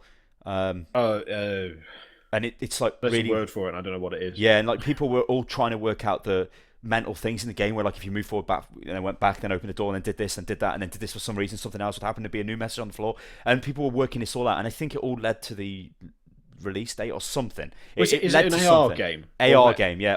Yeah. Where it's like even things like the menu screen, after you did made a few steps, made certain floorboards creak, then answered the phone, then looked at the menu in the top right, there'd be a message that wasn't there before. It's like, holy shit, for people to work that out, this was like insane, like such a good marketing campaign for a game. It really was. It was amazing. And now the follow-up, Silent Hills, which is exactly what it was advertising, is gone. It's not going to be made. I mean, they had this is like mental to cancel a game that had Kojima on it. It had Del Toro as well, who, by the way, I gather is just having the worst luck with games ever, because this is like the second game. Doesn't he have it with films as well? Like, doesn't he get films cancelled all the time? I think so. Yeah, I think he's a bit crazy in a good way, but like, just a bit. He like, you've got two legendary names there, one in game development, one in films, because he has made a really good name for himself. Oh yeah. And then you've got like a really well-known name in Norman Reedus as well. Like, that's, people know who he is. You've got like three selling points. If you should have been a match made in heaven. Yeah, even if you ignore the fact that PT was massively successful and like when it came out took pretty much everywhere by storm. And then it's just like, no, it's gone. No, fuck you. Fuck Kojima. Fuck Del Toro. No Silent Hills for you. How far up their own arse has this person, whoever's made this decision, disappeared? To just kind of go, well, we've got all of this stuff that's guaranteed to make this a massive success. Well, but instead, we're just going to cancel it. I was about to say, it's almost refreshing, because for once it shows that they're not about the money that the game will make, but obviously it's about the money that, he's that not person's going to get, making. He wants. Yeah. But this is a company that it delisted from the New York Stock Exchange the other day. Yeah. Really? Yeah, this is Can what's they getting afford crazy. to do this then? Seriously? Well, that's the thing. I mean, they pay him and do the game. I don't think they can. They have to be losing money. They've got to be. I mean, if they did lost say. Kojima, well, what they said was, I haven't got it up, but I'm just going to go off my memory. They said, we don't trade enough stocks on the New York Stock Exchange, so we're voluntary delisting. But then other analysts were saying, if you delist off the stock exchange, that's because it's like no longer viable to kind of be there. Now, they're still on the Tokyo Stock Exchange, and they might be on our stock exchange, although it might be a different stock exchange. So they're still obviously there. But when you look at the fact that they would have spent millions on this so far, for them to scrap it is not too clever, because they were onto a winner. And even like, I'm not the biggest console fan, but I'm telling you now, they were onto a massive fucking winner with that game. When that launched, that would have just been, the amount of YouTube content off it alone would have been astronomical and would have drove so many sales, it'd be unbelievable. And then, not to mention all the reviews would be fucking crazy. I mean, the reviews of PT, even from established websites, old media, whatever you want to call them, was like, this is like the new bar of horror. We have never seen anything like this. It's just crazy. Yeah. I mean, and now it's gone. Now it's gone. It's like it is. And we're losing money, but we don't. It's hello, Mr. Stylosa. Mr. Kiri comes up to me. He's like, I've got a game. I need $10 million to get it off the ground. So give him $10 million. And he comes back. Oh yes.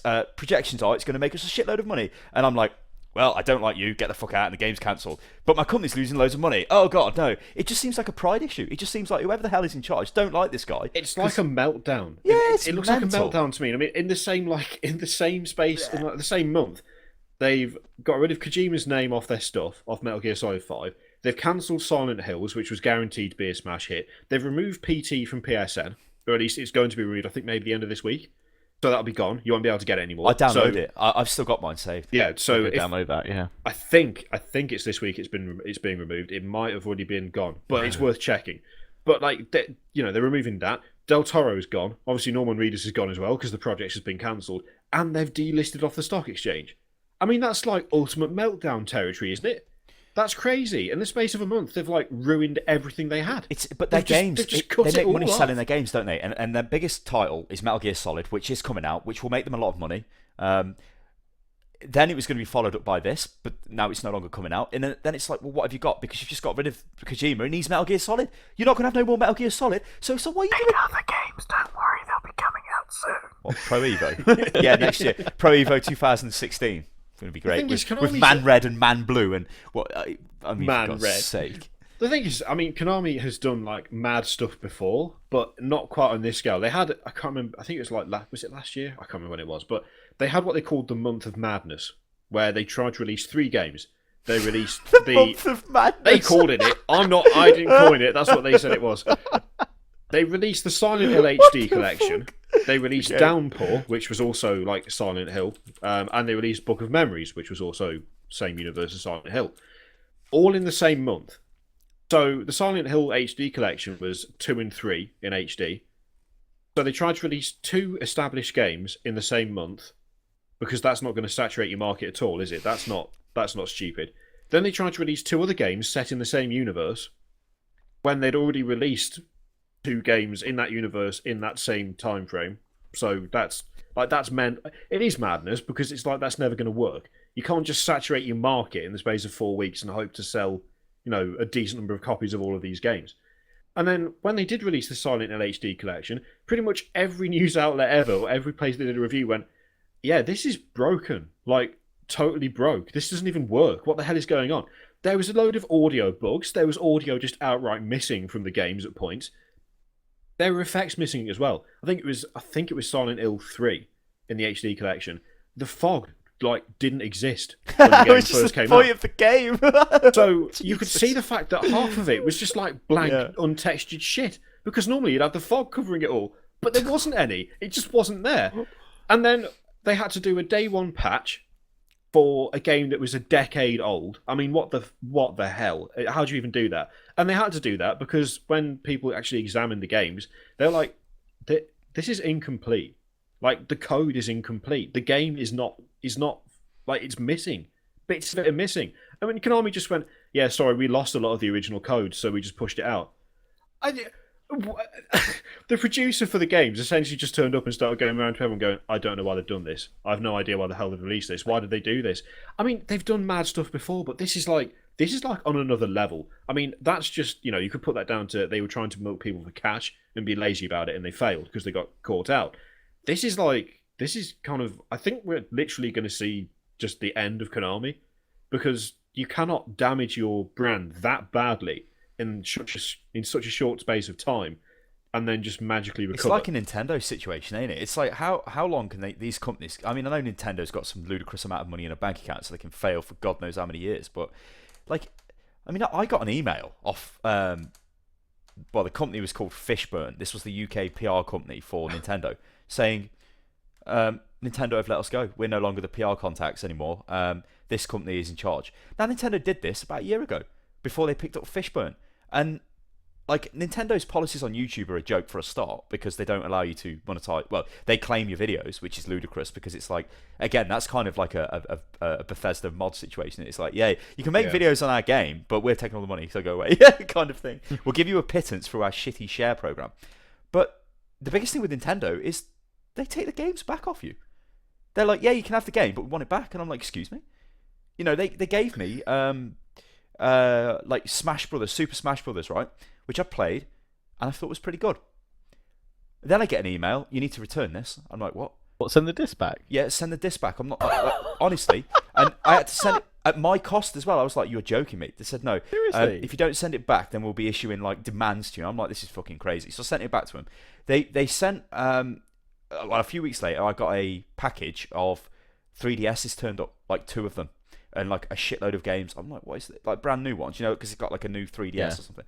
I'm like, okay. There was no conversation about this. It just turned up. I was like, okay. Then I get an email. We need the review units sent back. I'm like, they want this sent back. And they were like, you need to pay. And I told them no. But so they paid for because it was like a big box with a load of shit in. Yeah. But I still had to physically go down to the post office to send that back to him. And at that Didn't point, they send those without the charges as well? Yeah, they the didn't have Yes. Yeah. Because where this all came about from, they said to me, do I have any interest in 3DS games? And I said, well, the last Nintendo handheld I played was the original Game Boy. So they must have took that as oh, let's send this guy a load of stuff. But if I say that to you, That doesn't imply I've got a fucking Nintendo 3DS charger, does it? Because why would I have one? So when they sent me all the stuff and there's no charger, and I couldn't even turn it on, I just left it in a box. I was like, well, fuck this, I don't care. You know, I wouldn't have made videos of it anyway, because I can't monetize it, so what's the fucking point, right? And it wouldn't really work on Unit Lost anyway, but I'm just like, what? It's a total catastrophe. It's so crazy. I mean, to ask for I can almost get asking for review units back, but that should be made very clear at the start. But for asking for a disc back, I have never dealt with any. Yeah. Mainly because they send me a digital code, so I'm like, yeah, well, what? No, they won't send digital codes. No, like, do you want me to send my Steam account or something like that? You know, have my login. Yeah, take the game off. It's absolutely but that's ridiculous. Crazy. They can't afford what, 30 quid off their budget. It's not even that, is it? It's not even that. No. If they've produced it, it's nothing. And I mean, and the thing is, they've done it with loads of games. They did it with Bayonetta 2. They sent me Bayonetta 2, right? I streamed it, played the whole game, made videos on it. Admittedly, I could monetize this because it's not a Nintendo game. It's whoever the hell makes Bayonetta. It's Platinum Games, I think. So I got away with that. But then I get an email, we need the disc back. And I'm like, okay, that was the first time it happened. And I'm thinking, this is a bit weird. I actually said to them, why the hell do you want this back? I will make more content with it if you leave it with me. Same for Smash Brothers. I would have streamed it. I would have made content. Honestly, for the cost of about 10 quid, which is cost probably not even that, you're getting a shitload of advertising, which would cost you way more than that if you was to go and, you know, buy ad impressions or something on AdSense. It's so crazy. That's like Total War sending me this to be like, yeah, just do like have a first look at the game, but don't do any Let's Plays or long content on it, which will get loads of sales and you know, get you loads of extra revenue. Did they ask for the amiibo back? I can't remember. Yeah, they took that off me, the Pikachu. That's ridiculous. That's ridiculous. I took it out the packaging and everything because I looked at it and I was like, well, there's an amiibo thing here. You have to take them out of the packaging to use the near field thing. So I had Smash Brothers and I put the little thing on and it goes, wow, Pikachu, and all that shit. And then he's in the game and I'm like, oh, okay. And then he like levels up and all this stuff. But I had to send him back. But the packaging was destroyed because it's like, you know, that really hard plastic packaging. Oh, the really hard blister packaging. Yeah, I had to rip it open and I'm like, there's no packaging. They're like, that's fine. What? So I've sent. What are you going to do with it? Yeah, I don't know. Exactly. That's exactly what I mean, unless they've got a really nice program where they go to the local orphanage and give all the kids all the extra review samples. Oh, you must be kidding. Unless they're doing that, then why the hell do they need all the review stuff I've done? I'm sometimes surprised when the first time I got when I got sent these. I mean, these are what, a £200 headset, and I was like, did you get back? Because I was like, this is, you know, quite expensive bit of kit. It's not like a 50, 60 quid headset sort of thing. And I was like, do you want it? They're like, no, it's a review sample or whatever. You keep it. We've sent it to you. You keep it. And the only things I've ever sent back were laptops. Okay, that's like £1,000 or so, and an all-in-one PC. And I was like, I fully expect that because it was like, that's on a month loan. A game or stuff like that. It's Nintendo, I mean, what are you going to do with it as well? I give up. They're not going to be able to sell the amiibo again. Like, they're not going to try and sell that on. It probably just goes in a bin. And what are they going to do with the disc as well? Yeah. Like, are they going to repackage the disc, seal it up, and then send it onto, like, GameStop or some shit? I think they do that, I think they do, because when I got the games for the 3DS, they were in a envelope. They didn't have their thing, and the envelope had a number on it, which I guess relates to, they must have, like, a number of these envelopes with all these games in. You know, there's about 10 games in. Crazy. And they were like on unmarked cartridges as well. So it's like what the hell is this? It's stupid. But Smash Brothers was actually an original Smash Brothers, and it was like literally a retail copy. And I'm like, next time you should say, do you want me to just go down to my local game and trade it in? I said that to him. No, what I said was, I won't be dealing with you again. I just said I won't be dealing. It's more effective to me to just go and buy the game. Like they don't. They gave me Bayonetta early, which was, you could say, worth it because it was before launch and it was like I could monetize it and that was fine. Smash Brothers, they gave it me on launch, and all the other shit they'd sent me was just on launch. I could understand a company asking for stuff back if you don't make content with it and you don't kind of fulfill kind of that. I mean, it's never. I've never been. I don't think I've ever actually been told by a company like, "Could you make this many videos on it?" Or you know, "Could you make a video?" It's just like, "We're going to send this for you to have a look at," and it's normally have a look at, and not, you know, obviously I make a video on it because that's what I do. Yeah. But if I didn't make that, I'd probably, I don't know, if I'm guilty, I'd probably message them and say, "Look, I haven't had time to work on it. Do you want it back? I might get around to it in the future, but I doubt it," sort of thing. You know, I mean, okay, maybe I might not do it for like a 50 quid headset or something like that, but you know, when it's getting substantial, I'm going to be like, you sent me these 250 quid headsets, do you want them back? I haven't had a chance to look at it and I'm not going to for a couple of months. Doing it with every disc though is just it's just that thing of control. They just have this weird thing where they just cannot let something. Well, before we went off into this massive like tangent, the thing was like, I've said it before and I'm going to say it again, is this like a Japanese culture problem?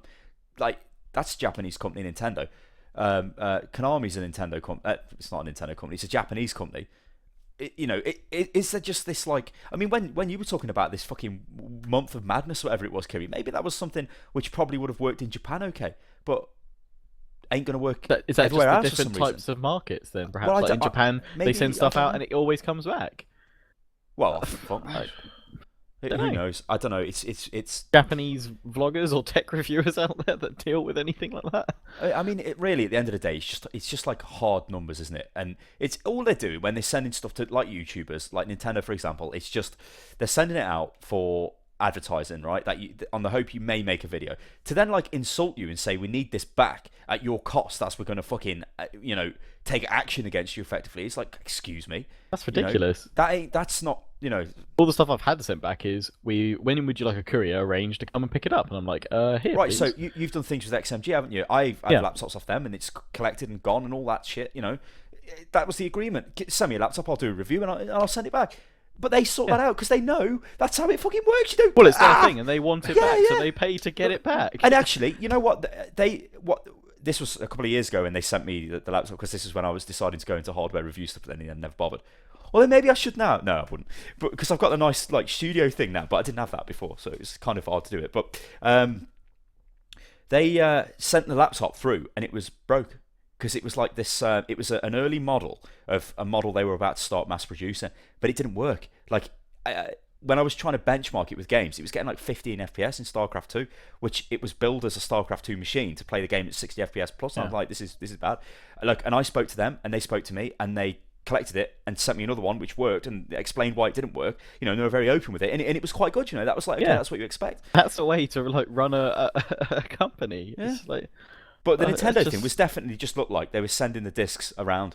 Like it was crazy. Like, now you get it, we get it back. Now we send it to somebody else and we get it back. It's almost like we've got 100 copies and we're going to maximize the video intake off these 100 copies. Doesn't make sense because it's as you said, it's just like thing. If I enjoy this game, I want to make more content, and if you take away the disc from me, I can't do that. And Nintendo even have got a digital download platform, so why don't they just give keys out? Because they're frightened of people abusing the keys and selling them. They're frightened of you saying something negative against their game, which they can't control. Yep. You know what? That's it. That must be something to do with. If they don't, that's probably the thing. Actually, they take the disc away, so you don't have it long enough to start saying negative stuff, or you don't have free reign to do what you want. They normally say, something along the lines of, "Here, take a look at the game. Make a video on it, and we'll have it back." Before you kind of do damage. Yeah, which we can let them have free range of it. I think they're very like that, Japanese companies. Especially Nintendo. I mean, if you've read through the details of their revenue share platform on YouTube, it's a joke. It's like basically you've got to make positive videos. They vet the videos. If they don't like the video, then no, you don't get no money from it. It gets taken down, and that's not how you do it. If fucking EA don't do it, what the fuck? You should not be doing it. It kind of makes you wonder if Konami does eventually somehow recover from whatever the hell's going on up there, and release a Silent Hill game. Or attempt to make another Metal Gear Solid game after it's MGS 5 that's coming out soon, isn't it? Are they going to be like suddenly massively controlling as well? Are we going to start to see things like oh well, because of the hotfix we've made today, where we've said they've clearly lost their shit because they've cancelled something and let people go and delisted themselves? Would it be a case if we email and go, can we have a copy of Silent Hills? We'd love to play that. And they just go, no. Would we see something like that? Because it feels like it's. Well, there was a whole debate a while back of was this going to be the way a lot of publishers go? EA, Ubisoft, everybody says no. Activision, they say no. I'm afraid if you want a video on YouTube, it has to go through our system and we make money off it and we approve it, which it could have gone that way. But even those companies realise, no, you need to let people say what they want to say because it results in massive sales, and that's what they care about. So if they realise it, why don't these other companies? I mean, I think with Total War wise, you send in an email to Creative Assembly or something that gets passed on to Sega, and they kind of just, I think, acknowledge that your channel's being put onto a list, and they ask that you put a disclaimer saying that the views are your own and not those of Sega or Creative Assembly and stuff. Yeah. But I mean, it's still a process to kind of apply to monetize stuff on that, but. Most people have to do that unless you're part of like a large net. I think actually me and Machinima sort of out odds that because I've never had to do anything. But that was a kind of very simple way of dealing with it. Yeah. But talking of that, like if you inherently kind of just do one game and have a good relationship with that developer and publisher, you could probably just get an agreement with them and don't even need a network, so don't have a network split then. But that is like a whole other rabbit hole, and MCNs I don't like. I mean, I'm part of... Yeah, I mean, I'm part of... we're part of Maker, and we're in the Polaris network, and it's got some big names in it, but it's... at times, it's like, why are they taking money off you? And it's for what they give you, and it's it's all a big like...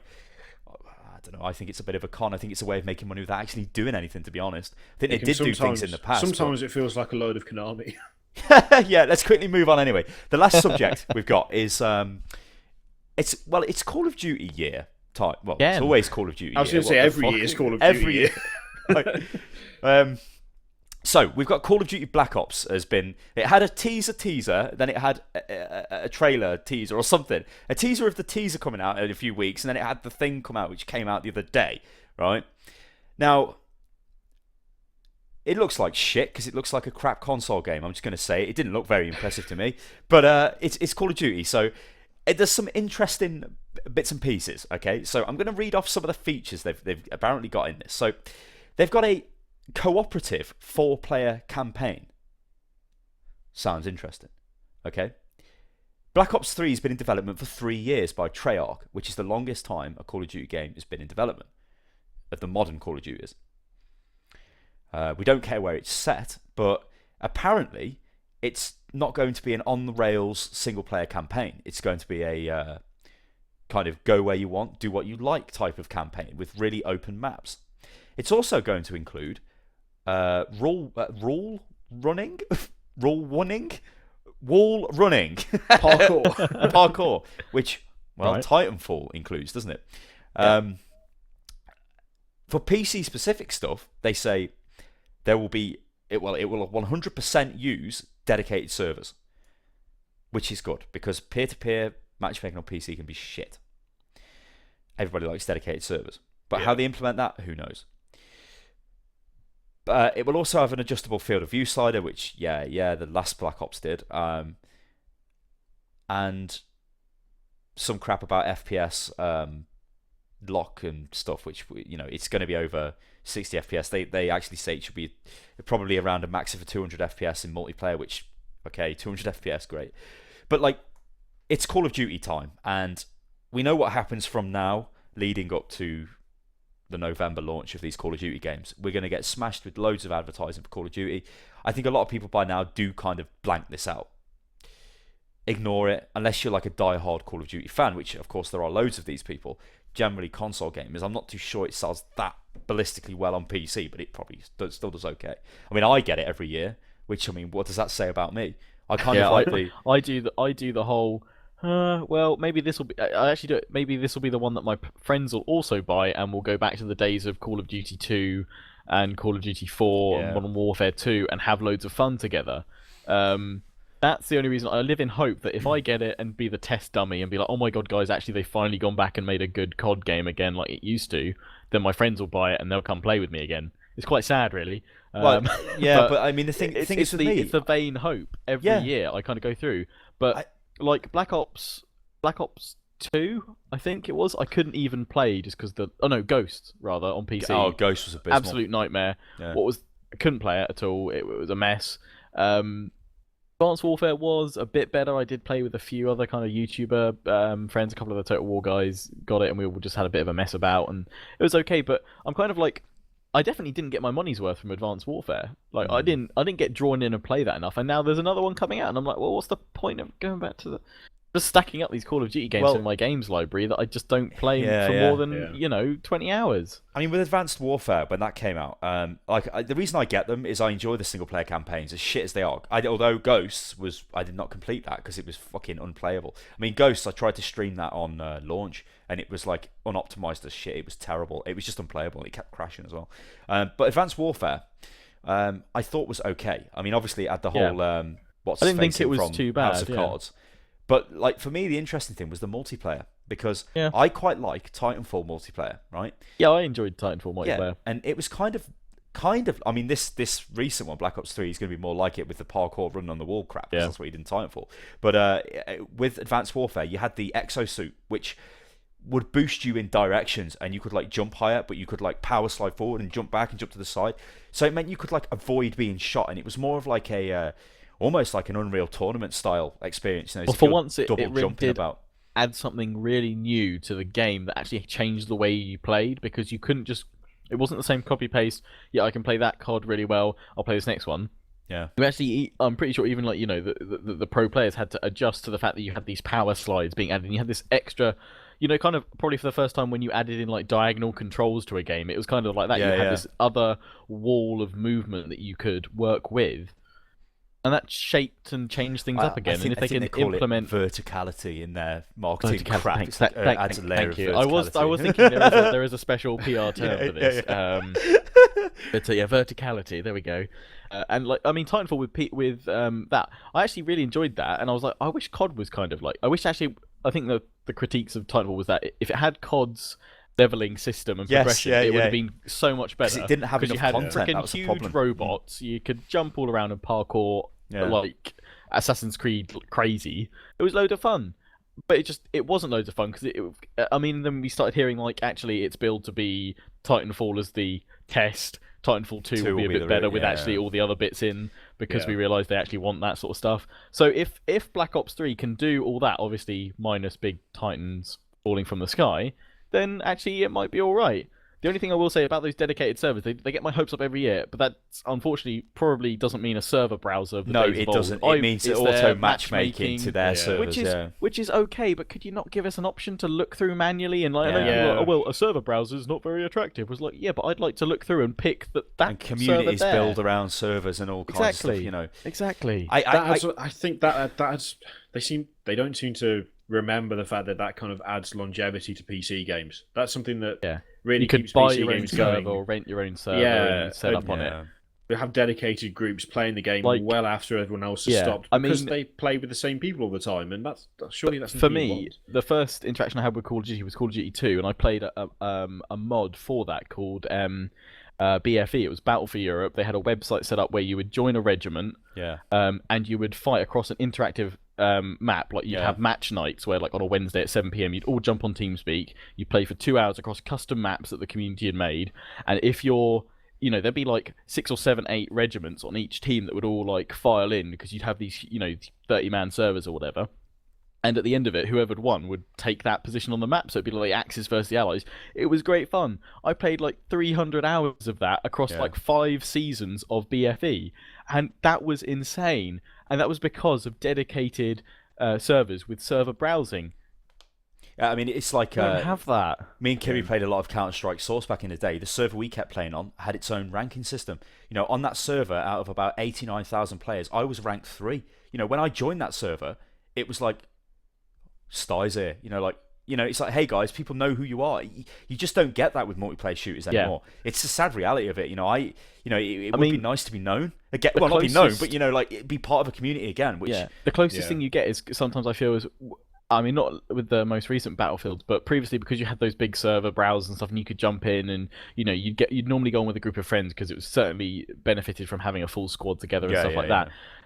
When for like Battlefield, because I played at the same time as kind of Call of Duty 2, or around that just after that, lots of Battlefield 2 and things like that. And I don't know, but that mod with COD 2 was the closest thing I felt to sort of best of both worlds, between Battlefield with that close-knit, relying on your teammates to play, because you'd go around and be like, right, 3 rifles on the roof, go, and you'd be like, I mean, it was so much fun. I had the best gaming moments. I mean, for me as a Total War player, for the most part, I really sometimes absolutely hate what Call of Duty does. For me, it's like that. Of all the great Total War moments I've had, those are probably my best gaming moments, playing COD 2 Battle for Europe mod with a regiment of like 10 other guys, because you'd have a ranking system, whereas if you did well in a battle and you got like 20 kills and you were top scorer, you'd be like, right, you're promoted, and you have a little ceremony at the end, and you'd be like, you're promoted now, everyone welcome him in, and you'd be like, oh my god, I'm a captain now, I can lead a group of like 3 guys and do my own orders. That was awesome, and you just don't have that longevity to establish communities like that. Well, I mean, talking of their community, I know a guy called Ali A, who's a massive Call of Duty channel. Now, I think I've heard of him. Yeah, I think everybody has. So he they don't like the exosuit movement in Advanced Warfare. They don't like the multiplayer. It's like, it's been negative, right? Now, when that came out, I made a video and I was like, look, it's got a higher time to kill, so it just basically means it takes more bullets to kill somebody. Usually Call of Duty, you get shot like twice, you're dead. You get shot in the foot, I'm dead. You know, really quick. You spawn instantly, you go back into the fight.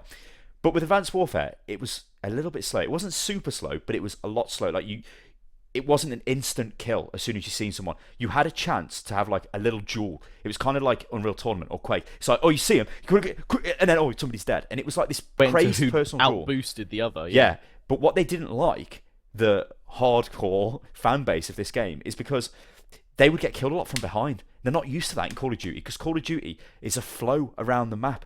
Typically, right, in the recent following games. a path. Yeah, You're it's not like having from point to point. Nobody spawns behind you. They're always in front of you, and you're fighting them head on. So if you get on, like, you know, they go on these kill streaks, don't they? They're getting a kill, they're getting a kill, they're getting a kill. Somebody's dead. They're on a roll. That's fine. Advanced Warfare, I'm on a roll, I'm shot in the back, I'm dead, and they lose it, and they'll go on Twitter and they'll start moaning about it, and they'll make videos. This is not good. You know, the exosuit, I don't know whether it's been confirmed or denied yet, but I highly doubt it will be in this. In fact, I bet it isn't, because they've been showing you the parkour movement. That'll be the movement in this game, like it is in Titanfall. Because Titanfall, I think you could jump higher in Titanfall if you had one of the perks, but you couldn't like burst to the side and go do all that shit. You could run around the walls and stuff, but in like a straight up gun battle with you against somebody else, Maybe were they like, should talk to the guys that designed how you spawn in Battlefield Hardline. Because those spawns are all over the place. I got a Battlefield Hardline off EA and I've not even played it. I installed it and I was just like, I'm not even bothering. I was like, I'm not even fucking bothering. That game is rancid. The thing is, though, I will say something I do like about this, the stuff that we've seen for Black Ops 3 so far. I haven't touched any of the latest ones, to be honest. I didn't play Advanced Warfare. In fact, I think the last one I played really was like maybe Modern Warfare 2. I just didn't keep up with it. But I like the idea of a 4-player co-op. That sounds good. Like, so I mean, those campaign, first I like that. like 4 things you spoke of, that's ticking boxes for sounding that's actually kind of new and original and different from previous titles. Yeah. Or it's at least amalgamating good things in from other titles such as Titanfall. So don't cock it up. I'm a sucker for co-op campaigns. I really like a good co-op campaign. And they make a good well, definitely COD's campaigns are better than Battlefield's for the most part, especially Hardlines. Oh god, it's cringy. I don't even. In a lot of the sense, it's kind of pointless. Single player campaigns are pointless in Battlefield games. To be fair, with Call of Duty, it's the whole like cheesy action movie shit going on here. It's like over the top. I mean, I enjoyed the whole relationship with Captain Price in the previous game. I like that. I love the thing where he's like, son, you've got the minerals to become number one. Oh, it says something, doesn't he? Have you got the minerals to become number one? It's doing quality. But it's like Battlefield though. I hope I never meet someone that says I bought this game for the single player, because if you bought Battlefield for the single player, you are missing. Unless you have like no internet connection and you're forced to just play the single player, then you know, I feel really sorry for you. Like, go to an internet cafe somewhere. Like, I don't know, make the 12-hour commute out of the wilderness to the internet cafe. You know, with your laptop set up and play some multiplayer, because you'll be blown away. Even on Hardline, it's, you know, multiplayer is better than playing any of the single players. I mean, I think maybe 3s or 4s weren't that bad. They were okay, but it just gets to a point where it's like, it's just tiring rather than engaging. Yeah. And I mean, sometimes that happens with COD, but I think because it's more arcadey in COD, or you kind of go into it knowing that and you enjoy it a little bit more because it's a bit more bizarre and crazy. That's the thing. I think at this point they are more than aware that their storylines are stupid, and they just embrace it. It's just like, okay, we've got to make a storyline that is like really over the top. It needs to be full of explosions, stupid plot twists that don't really make any sense. We're going like full on cheesy like 80s action movie, but it's in a computer game. It's essentially what they go for. But and we're okay with that when they know it's cheesy. But it was like Hardline single player one tries to be this gritty, hard detective story, but it's not. It's just cringy and it's not funny, and it's just, I mean, there's one point you're slamming through some cars in this van, and it's just like, nobody designed the way that the van should have ricocheted off this, because you're just going straight through and it's like a little wobble. No, you'd like fly off the side. How can I just plow through all the... It's just... That's just... It's like COD knows it's stupid and unrealistic, but it embraces it. Yeah, and it's like, and you know if we're that, going to make it... it's going to be a crazy, stupid, but fun campaign, whereas Hardline's going, I'm a really gritty, hard-angled action campaign. You're like, no, you're a stupid campaign. It's like... That's how I feel from it. Call of Duty seems to be like... It's like the Expendables kind of attitude towards filmmaking. Well, in When they were Advanced doing something Warfare, you start off it's like kill the president or something ridiculous at the start. It's whoa, like what the fuck, great, but then yeah. it's like it's a simulation, and then friggin' what's his face from House of Cards turns up, and he's like, "Son, you're gonna make it." Oh yeah, it's just totally ridiculous. Like, but yeah, Like, I mean, how'd I get this robot arm? Let's go back in time. Yeah. But like, I don't know. Like every year we get Call of Duty. It could be. I mean, they make noises and they say that they're catering towards PC gamers. They're doing this. They're going to do that. And it's like, will it actually happen? Well, we know the last Black Ops game was probably one of the better ones for PC. And I do know that through the console crowd as well, that Black Ops 2 is pretty much considered like the best Call of Duty there has been. Well, Black Ops 1 as well. They like that as well. But for the multiplayer aspect of that, so I don't think it's going to be that different in multiplayer. I doubt they're going to have the exosuits in, even though somebody like me really enjoyed that. Yeah. In fact, just before we wrap this up, one of my friends, a big Call of Duty player, right? Never played on a PC before, can't even use a keyboard and mouse, right? It's just all over the place. I showed him Advanced Warfare, and he didn't like it.